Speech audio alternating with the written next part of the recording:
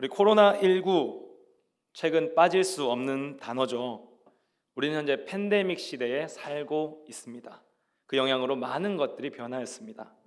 지난 4월 2일과 10일 TVN의 시사교양 프로그램인 시프트 2020에서 팬데믹 쇼크라는 주제로 이런 토크쇼 같은 게 열렸었습니다. 팬데믹 시대에 우리는 어떻게 대응하고 어떻게 살아가야 하는가라는 것이 주된 맹점이었죠. 그래서 그런 것일까요? 이 코로나로 인하여서 달라진 방송 현장의 모습이 제 눈에 한눈에 이렇게 딱 들어왔었습니다. 우리가 지금 그린존에 앉아 있죠. 그 방송에 보니까 이렇게 사회적 거리두기를 한 모습을 또 발견할 수 있더라고요. 그리고 또 우리가 방송을 할 때 방청객들이 참 많이 있을 텐데 그 방청객은 온데간데 없고 이렇게 온라인상으로 방청객을 몇 명 받아서 이렇게 방송을 시청하는 그러한 일들이 있었다는 것입니다. 이것이 곧 코로나가 우리 생활에 많은 것들을 변화시켰다는 그러한 것들을 잘 보여주는 증거인 것 같습니다. 여러분, 최근 우리가 주목하고 있는 감성이 무엇인지 아십니까? 우리가 주목하고 있는 감성. 네, 이 방송에서 빅데이터 전문가 송기령 씨는 불안이다라고 이렇게 이야기합니다. 이것이 주목받고 있다는 것은 분명히 코로나와 연관이 있다는 것이겠죠. 아직 백신과 치료약이 개발되지 않았기에 이 바이러스의 감염은 곧 우리의 생명과 직결되어 있습니다. 그래서 그런 것일까요? 인간의 욕구에 있어서 가장 기초가 되는 이 식욕을 공포가 눌렀다라고까지 이야기한다는 것입니다. 또 문명을 잃는 공학자로 소개된 이 최재봉 교수는 이런 위기 속에서 우리가 생존의 기술을 찾아야 한다라고 그렇게 이야기합니다. 포노사피엔스라는 말 들어보셨죠? 이 스마트폰을 든 그 인류를 일컫는 이 생물학적 이런 학명입니다. 이 세대가 그렇게 불리는 이유는 누구나 이 스마트폰 하나쯤은 다 들고 있기 때문일 것입니다. 또 이런 말을 하죠. 온 세대가 강제적으로 디지털을 경험하고 있다. 그러한 시대를 우리가 지금 살고 있는데요. 그런 상황 속에서 이 스마트폰 어떻습니까? 그 영향력이 점점 더 확대되고 있다라는 것입니다. 지금 이 시대 회식 어떻게 할까요? 우리 회식하면 다 같이 모여서 함께 시끄럽게 이야기를 나누면서 식사를 하는 그런 걸 떠올릴 텐데요. 뉴스를 보면은 이 회식을 통해서 감염된 사례도 있다고 합니다. 그러면서 새로운 회식 문화가 생겼는데요. 바로 온라인 회식입니다. 스마트폰으로 이렇게 채팅창을 켜놓고 사람들이 이렇게 얼굴을 마주대하면서 부장님이 뭐 이렇게 음식을 쏜다든지 그렇게 해가지고 이 회식을 한다고 이야기하죠. 그리고 식사, 우리 흔히 혼밥을 많이 하는데 요즘은 혼밥이 아니라 이렇게 화상으로 앞에 상대방을 켜놓고 같이 식사를 이렇게 한다고 합니다. 또 온라인 게임 사용자가 20%나 증가했다라는 그런 이야기도 하고 있죠. 회를 먹고 싶습니다. 여러분 어떻게 하시겠습니까? 장소에 가서 먹는 게 아니라 먼저 전화 예약을 하죠. 그리고 드라이브 스루로 가지고 옵니다. 뿐만 아니라 이 온라인 이 계약을 하는 상황에까지 이르렀다는 것이죠. 그렇게 봤을 때 우리가 기존에 살았던 이 코로나 이전의 삶과는 정말 많이 다른 삶의 모습들이 우리 가운데 나타나고 있음을 금방 알 수 있습니다.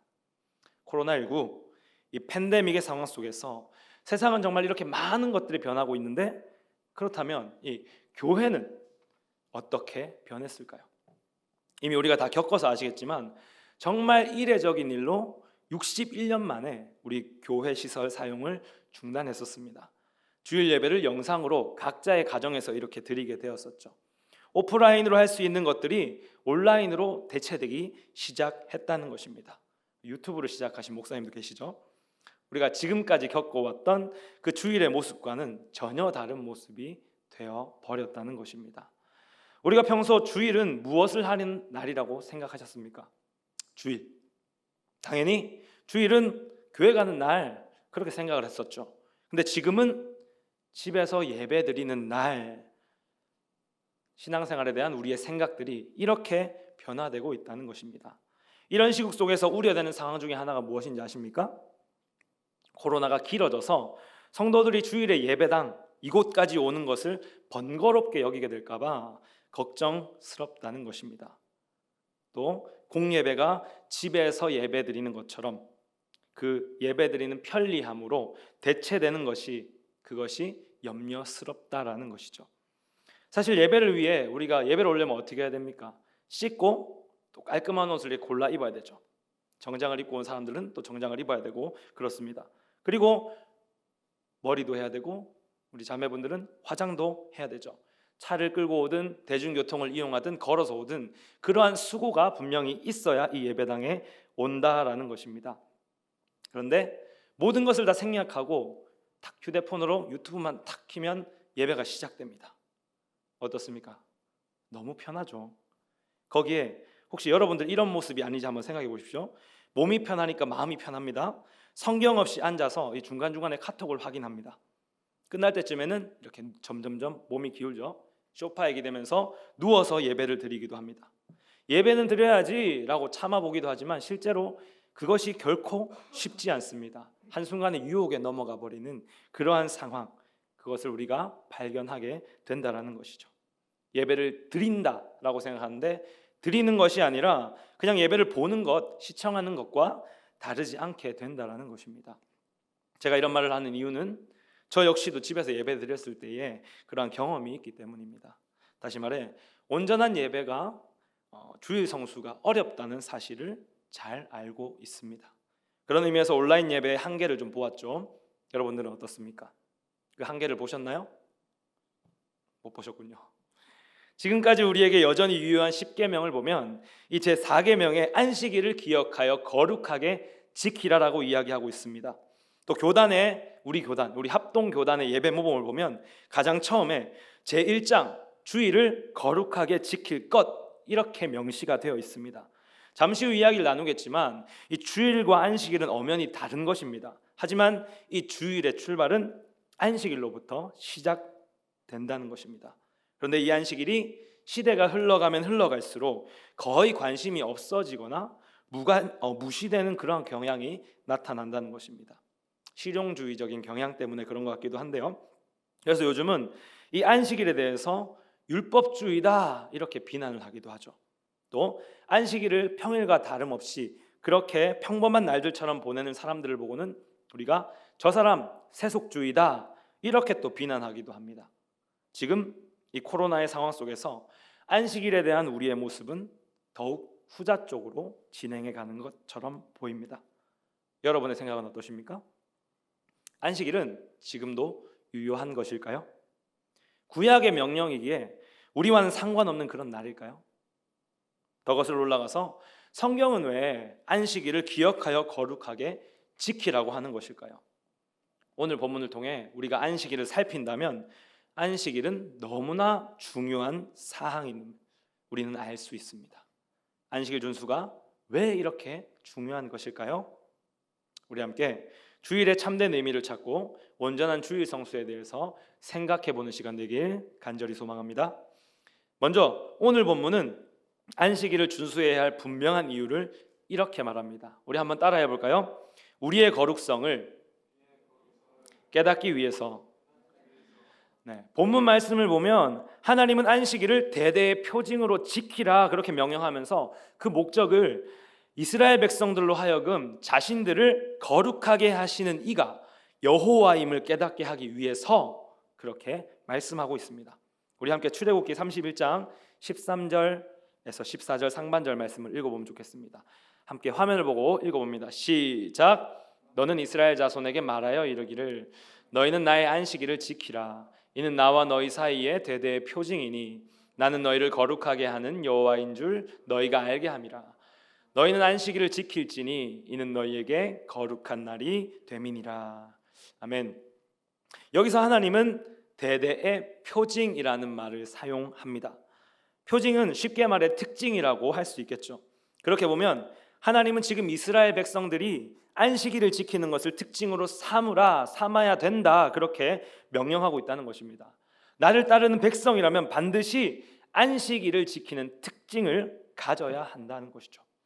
이 말을 따르면 곧 안식일을 지키고 안 지키고에 따라서 이 사람이 하나님의 백성이다 아니다가 표면적으로 드러나게 된다는 것입니다. 그럼 이스라엘이 정말 하나님을 따르는 백성이라면 반드시 무엇을 해야 되겠습니까? 안식일을 지켜야만 한다는 것이죠. 안식일을 지킬 때 그들의 백성됨이 공적으로 드러나기 때문입니다. 또한 하나님은 안식일을 지킴에 따라서 이스라엘이 깨닫게 된다고 말씀하고 있습니다. 무엇을 깨닫게 되는 것일까요? 그들의 거룩성을 깨닫는 것이죠. 이스라엘 백성이 거룩하게 되는 원인이 무엇이겠습니까? 바로 이 여호와 하나님으로 인함입니다. 그리고 그 사실을 깨닫게 된다는 것은 하나님이 없으면 더 이상 그들은 거룩한 존재가 아니라는 것을 그들 스스로 깨닫게 된다는 것입니다. 쉽게 말해 안식일을 지키는 행동으로 말미암아 그들이 거룩한 백성임을 깨닫게 되는 것입니다. 또 그들의 정체성이 안식일을 지키는 것과 맥을 같이 한다는 것이죠. 그런 의미에서 그들에게 하나님은 반드시 필요한 존재가 되는 것입니다. 이어서 단락을 마무리합니다. 안식일을 지키라 재차 명령하시면서 거룩한 날로서 안식일 준수를 강조하게 됩니다. 너희는 안식일을 지킬지니 이는 너희에게 거룩한 날이 됨이니라. 거룩은 구별을 의미하는 것이죠. 안식일은 곧 구별된 거룩한 날이라는 말입니다. 우리 또 하나만 알고 갑시다. 지킬지니라는 동사가 이 말씀에 나오죠. 이 동사를 히브리어로 샤마르라고 합니다. 이 샤마르 동사를 번역할 때 우리가 지키다라고 이 개역 개정이 번역된 걸 볼 수 있는데요. 이것보다 좀 더 와닿는 표현을 우리가 바꿔본다면 보호하다라는 말이 적정할 것입니다. 다시 말해 안식일을 보호하라 그렇게 해석할 수 있다는 것이죠. 안식일을 거룩하고 성스럽게 그렇게 되도록 힘써야 한다는 그러한 뜻입니다. 거룩하고 성스럽게 해야 할 이유 무엇이겠습니까? 이 날이 이스라엘에게 거룩한 날이 되기 때문이죠. 우리 또 15절 말씀을 볼까요? 거기엔 이렇게 이야기합니다. 일곱째 날은 큰 안식일이니 여호와께 거룩한 것이라. 안식일은 이스라엘에게 있어서도 거룩한 날이지만 하나님께도 거룩한 날이기에 하나님의 백성으로 이 날을 거룩하고 성스럽게 되도록 보호해야 함이 마땅한 것이라는 말입니다. 우리 역시도 현재 매주 예배를 드리고 있죠. 물론 교회에 나오신 분들도 있습니다. 여러분들처럼 교회에 나온 사람들도 있지만 가정에서 예배를 드리는 사람들도 지금 현재는 있습니다. 그런데 집이든 가정이든 예배를 드린다는 것은 똑같습니다. 그 이유가 무엇이겠습니까? 예배가 신자의 전부이자 사명이기 때문입니다. 일주일 중 하루를 구별하여 하나님을 예배하는 날로 지키는 것이 우리의 신자됨을 드러낸다라는 것이죠. 또 이 날을 구별하여 지키고자 하는 이 행동이 나의 유일한 구원자가 예수 그리스도입니다. 우리가 그래서 반드시 예수님이 필요합니다라는 분명한 깨달음을 준다라는 것입니다. 따라서 우리는 나의 주인 되시는 그 하나님과 그의 백성인 나 사이의 관계를 설명하는 징표로서 이 예배의 날을 구별하여 지킬 수 있어야 한다는 것이겠죠. 그런데 대체 문제가 무엇일까요? 이것이 잘 안 된다라는 것이죠. 이 주일을 거룩하게 구별해서 지켜야 하는데 잘 안 된다라는 것입니다. 2014년 교회연합신문에 주일 성수 한국교회 세태로 이어져 주일 성수를 주제로 한 심포지엄이 열렸다라는 그러한 기사가 났었습니다. 정부의 주 5일 정책이 시작되었죠. 그것이 시작되면서 주말을 이용해서 놀러 가려는 사람, 여가를 즐기려는 사람들이 너무나 많이 늘어났던 거예요. 그에 따라서 주일 성수의 의무감이 점점점 더 낮아졌다라는 것이죠. 통계상으로 무려 69.1%에 달하는 사람들이 이 주일 성수를 잘 하지 않았다고 그렇게 이야기합니다. 뿐만 아니라 이 포스트 모더니즘을 살아가는 사람들이 주일을 지키지 않는 쪽으로 점차 나아가고 있다는 것입니다. 그들의 논리는 안식일은 이미 예수님께서 이 땅 가운데 와서 완성함으로 폐지된 것이다. 그러니 우리는 안식일을 전혀 지킬 필요가 없다. 주일은 특별할 것 없이 그냥 다른 날과 똑같은 날이다. 그저 우리가 매일의 삶으로 예배를 드리면 되는 것이지 왜 그렇게 그날을 예배로 기념해서 예배를 드려야 되는 것이냐, 그렇게 이야기를 한다라는 것이죠. 그들의 주장처럼 정말 그런 것일까요? 결론을 분명히 이야기하자면 주일은 분명히 우리가 보호해야 할 우리의 거룩한 날입니다. 구별된 날입니다. 우리가 이 주일을 온전히 지키지 않는다면 우리는 이미 그리스도인에게서 멀어지고 있는 것이죠. 그래서 바라기는 여러분들이 그리스도인으로서 이 날을 힘써 사수하시길 간절히 축복합니다. 아멘이십니까? 네. 방금 저의 이 말을 듣고 혹자들은 여러분들 가운데 이거 율법주의 아닙니까? 이렇게 생각하는 사람들이 있을 수 있습니다. 그런데 하나님은 안식일을 지켜라 분명히 성경 말씀으로 이야기하고 있다는 겁니다. 그렇다면 안식일을 지키는 것이 어떤 의미가 담겨 있기에 이렇게 하나님이 강조하시는 걸까요? 본문 14절 하반절부터 15절까지 보시면 안식일을 지키지 않을 때 일어나는 경고가 나타나고 있습니다. 우리 한번 읽어보겠습니다. 시작. 그날을 더럽히는 자는 모두 죽일지며 그날에 일하는 자는 모두 그 백성 중에서 그 생명이 끊어지리라. 엿새 동안은 일할 것이나 일곱째 날은 큰 안식일이니 여호와께 거룩한 것이라. 안식일에 일하는 자는 누구든지 반드시 죽일지니라. 아멘. 지금 무엇을 경고하고 있습니까? 안식일을 더럽히는 자는 모두 죽이라. 일하는 자는 백성 중에서 끊어지리라 경고하고 계시죠. 실제로 민수기에는 안식일에 나무를 하다가 죽임을 맞이하는 그런 일이 기록되어 있습니다. 하나님은 왜 이렇게 경고하시는 걸까요? 이렇게 강조하고 있는 이유 한번 따라해 볼까요? 안식일을 지키는 것이 창조의 회복을 의미하기 때문입니다. 하나님은 특별히 안식일에 일하는 자를 백성 중에서 생명이 끊어지게 될 것이다 이야기하고 있습니다. 이 말은 곧 하나님의 통치를 따르지 않는 자는 내 백성이 아니다 이거를 말하고 있는 것이죠. 그런데 이것을 반대로 한번 생각해 봅시다. 하나님의 통치를 따라서 안식일을 거룩하게 지키기만 한다면 계속해서 무엇이라는 말입니까?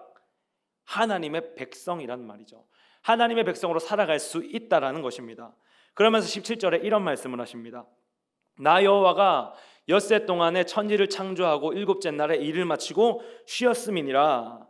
하나님이 계속해서 백성됨의 표징을 이야기하면서 마무리를 창조의 완성으로 돌리고 있다는 것입니다.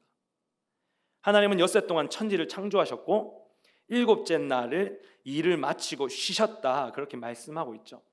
우리는 여기서 분명히 알아야 할 것이 있습니다. 안식일이 단순한 쉼의 개념이 아니라는 것입니다. 여기서 마치고라는 말을 하죠. 이 마치고를 나타내는 동사를 한 번 더 보면 샤바트라고 합니다. 이 샤바트는 멈추고의 의미를 가지고 있는데요, 안식을 의미하는 말입니다. 창세기 2장 2절에서 3절을 한번 읽어볼까요? 우리 앞에 화면을 보고 읽어보겠습니다. 시작.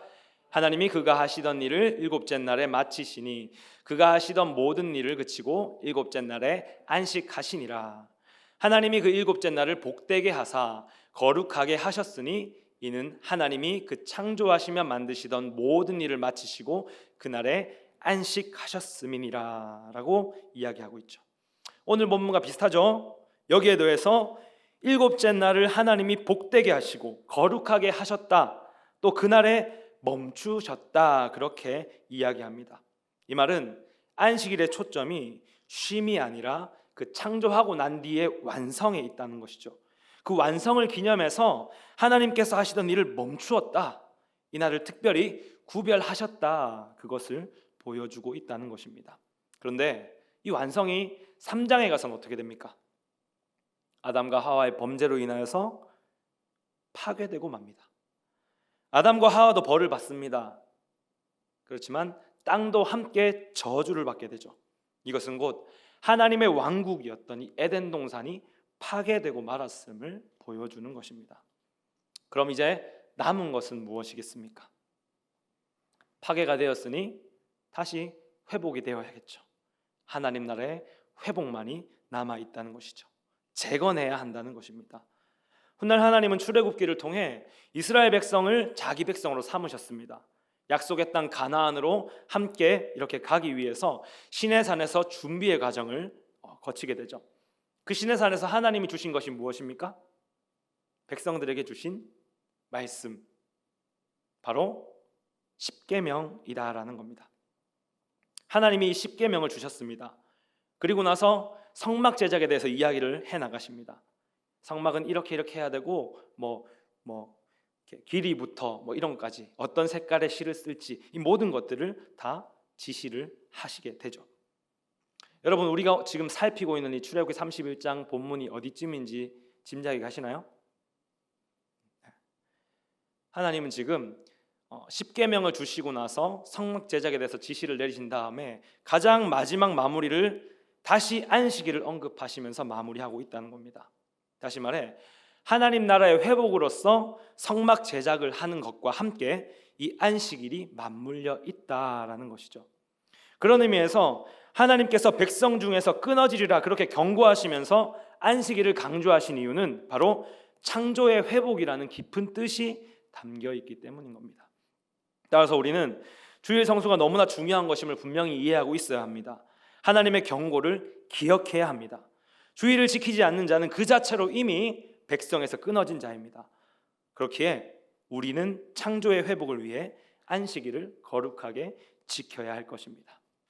우리 성경을 보면 희년이라는 것이 있죠. 여러분, 희년하면 무엇이 생각나십니까? 희년 모르시겠나요? 네, 자유가 생각이 나야 됩니다. 희년 이꼴 자유.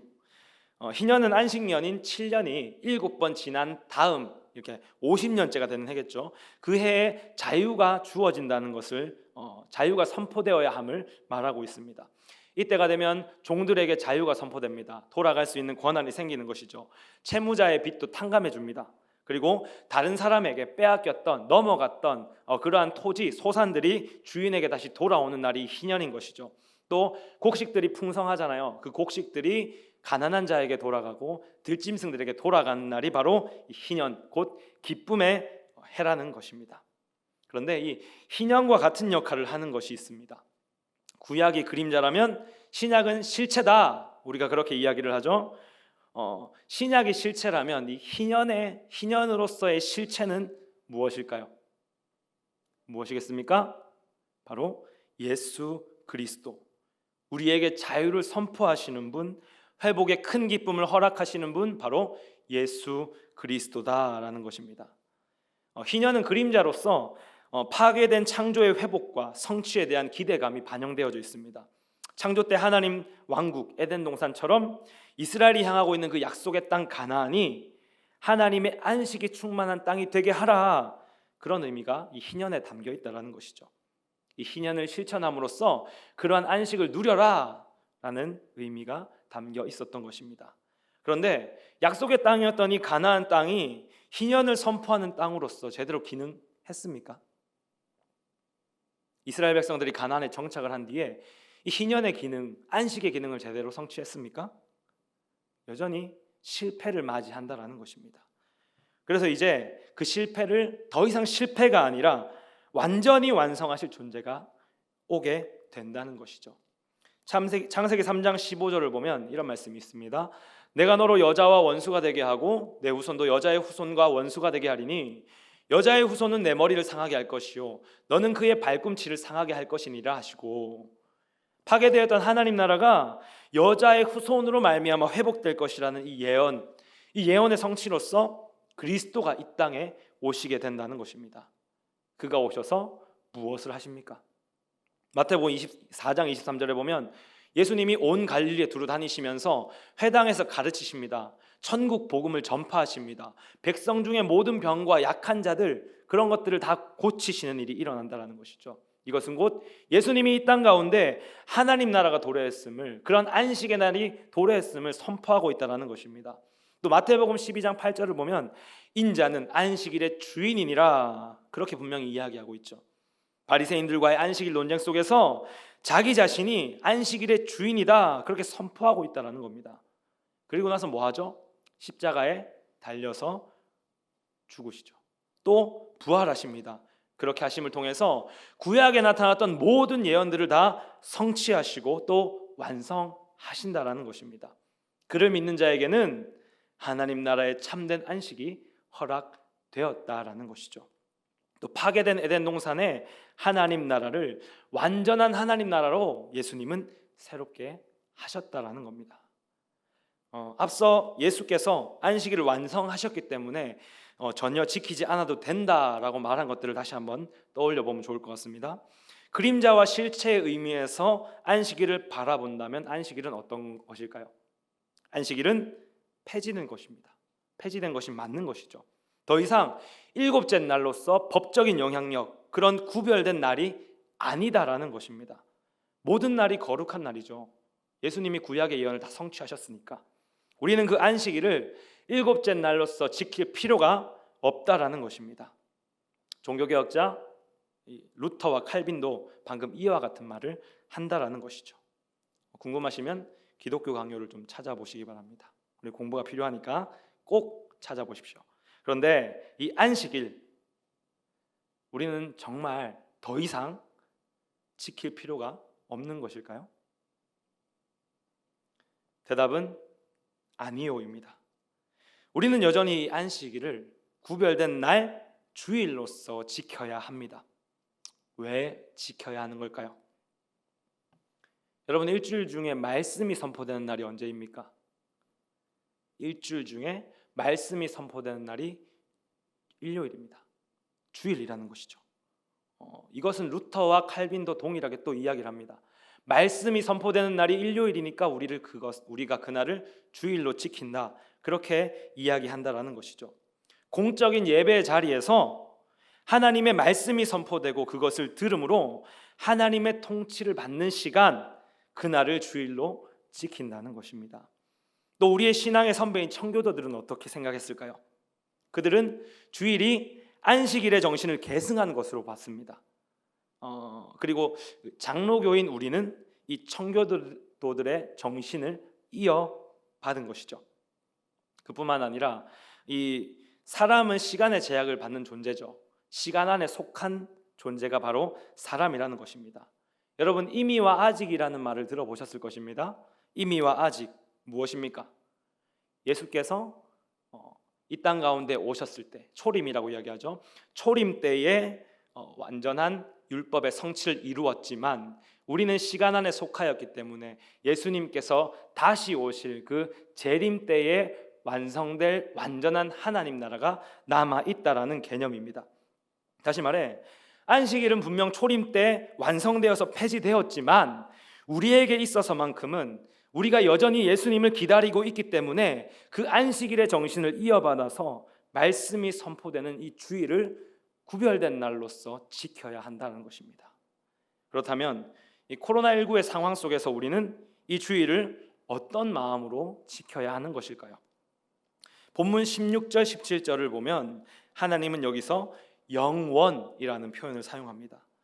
영원이라는 말은 정해진 때가 없음을 말하는 것이죠. 끝없이 미래를 향해서 흘러가는 시간, 그것이 바로 영원이라는 것입니다. 다시 말해 우리는 그리스도께서 재림하시는 그날까지 하나님의 백성으로서 매주일 장차 경험하게 될 그 완전한 안식의 회복을 지금 이 시간 믿음으로 미리 경험해야 한다는 것이죠. 신앙의 편리주의를 떠나서 이 하루를 말씀을 듣고 훈련하며 그 말씀에 따라서 매일의 삶을 어떻게 살아가야 할지 고민하고 준비해야 된다라는 것입니다. 코로나 이전의 삶으로 돌아갈 수 없다라는 그런 뉴스들이 보도되는 가운데 우리가 이 공적 예배를 단계적으로 회복하고 있습니다. 여러분들에게도 이러한 회복의 은혜와 노력이 가득하길 간절히 소망합니다. 말씀을 이제 마무리하겠습니다. 우리는 안식일의 정신을 이어받아 주일을 구별된 예배의 날로 지켜야 합니다. 이 날이 참된 예배의 날이 될 수 있도록 보호할 수 있어야 합니다. 재림 때에 누릴 그 완전한 안식, 그 회복을 믿음으로 미리 경험할 수 있어야 된다는 것입니다. 그리고 또 주일 성수를 통해서 자기 자신이 신자임을, 내가 하나님 나라임을, 교회임을 깨닫고 세상 가운데로 나아가 살아갈 수 있어야 된다는 것입니다. 비록 지금 코로나19로 인해서 영상 예배를 드리고 있을지라도 장소에 상관없이 우리는 여전히 그 마음을 다하여서 주일을 거룩한 구별된 예배의 날로서 사수할 수 있어야 하는 것입니다. 만약 여러분들 가운데 영상 예배를 드림으로 마음에 미혹됨이 있다면, 혹 나의 예배가 점점 약해진다는 그런 마음이 든다면 지체하지 말고 교회로 발걸음하시기 바랍니다. 그것이 여러분들이 사는 길입니다. 마음을 새롭게 하시고 주일을 온전하게 지키기 위해 부단히 노력하십시오. 백성된 우리가 회복해야 될 우리의 사명이 바로 이것입니다. 그래서 주님 다시 오실 그 재림의 때까지 하나님의 백성으로 영원히 살아갈 수 있길 주님의 이름으로 축복합니다.